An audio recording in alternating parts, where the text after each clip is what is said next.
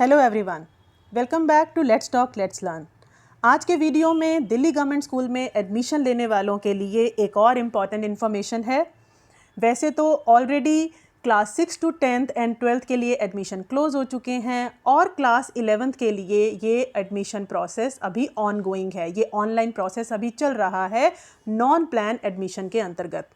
Non plan admission का मतलब होता है कि जो बच्चे ऑलरेडी दिल्ली गवर्नमेंट या गवर्नमेंट एडेड स्कूल्स में नहीं पढ़ रहे, किसी प्राइवेट स्कूल में पढ़ रहे हैं या दिल्ली से बाहर के किसी स्कूल से उन्होंने प्रीवियस क्लास पास की है तो और वो दिल्ली गवर्नमेंट स्कूलों में एडमिशन लेना चाहते हैं तो उनके लिए नॉन प्लान एडमिशन का प्रोविज़न रखा जाता है।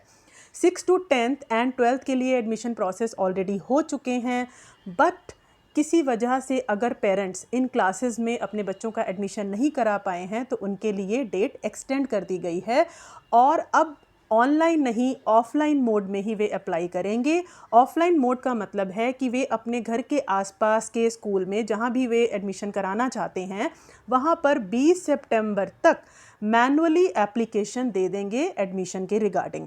And this is for class 10th and 12th, क्योंकि क्लास 6 to 8 के लिए तो राइट टू एजुकेशन के अंतर्गत बच्चा कभी भी एडमिशन ले सकता है अपनी एज के अकॉर्डिंग। जिस भी क्लास के लिए वो फिट है, एलिजिबिलिटी को पूरा करता है एज वाइज, तो उसको एडमिशन मिल जाता है।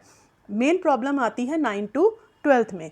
11th के तो मैं आपको पहले ही बता चुकी हूँ कि 13 सितंबर तक उसके प्रोसेस अभी ऑनलाइन के चल रहे हैं और उसके बाद भी उन्हें ऑफलाइन मोड में अप्लाई करने का मौका मिलेगा, जैसे अभी ये 10th और 12th की बात की जा रही है। उस चीज़ को देखने के लिए कि 11th में एडमिशन को किस तरह से ऑनलाइन अप्लाई करना है, ये सेकंड साइकिल चल रही है, जबकि अगस्त में फर्स्ट साइकिल उसकी कंप्लीट हो चुकी है।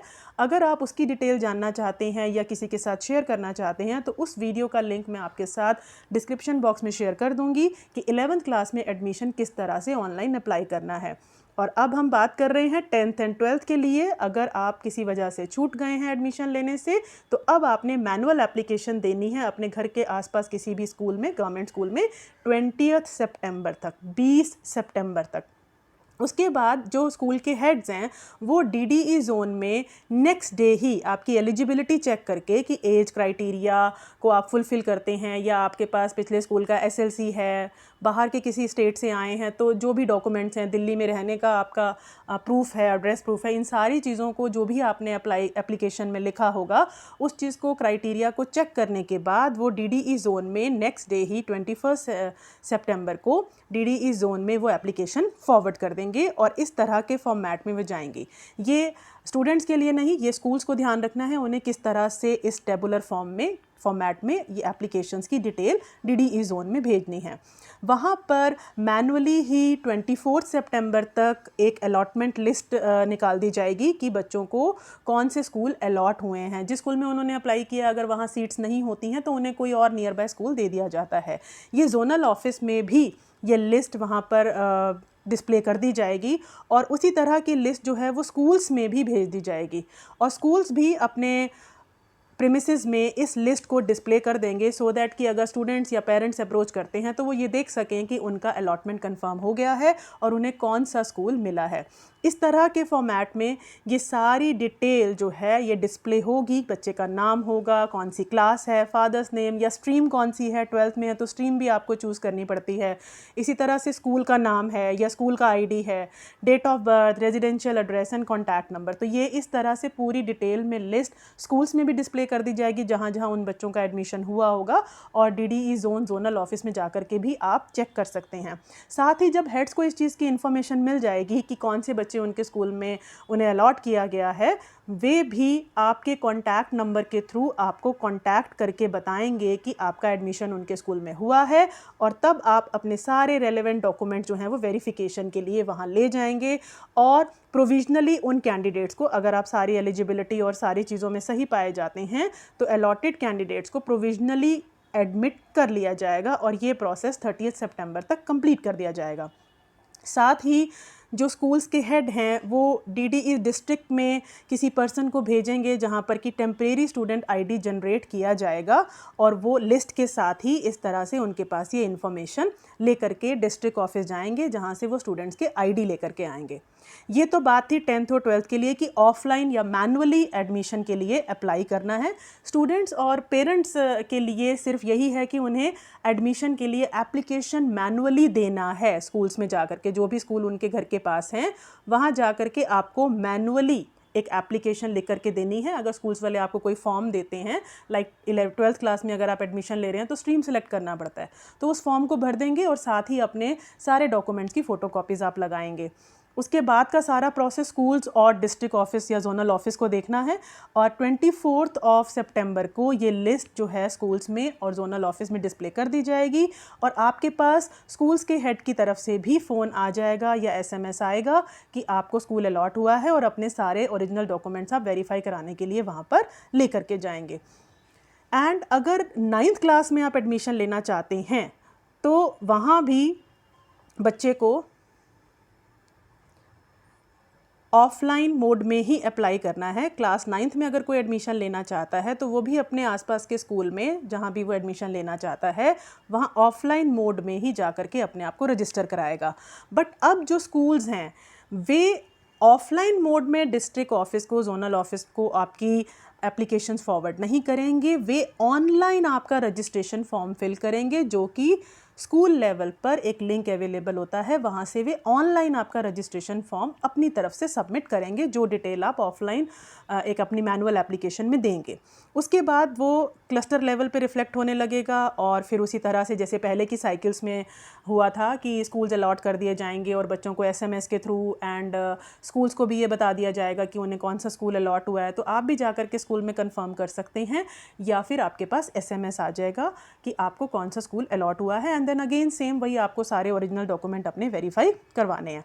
यहाँ पर कुछ डेट्स का आप ध्यान रखेंगे कि जो ऑफलाइन रजिस्ट्रेशन, मतलब आपको जो जा कर के एप्लीकेशन देनी है, जो फॉर्म भरना है, उसकी लास्ट डेट 20 सितंबर है। 20 सितंबर के बाद दोबारा मौका नहीं मिलेगा कि आप क्लास 9th में, 10th में या 12th में एडमिशन ले पाएँ।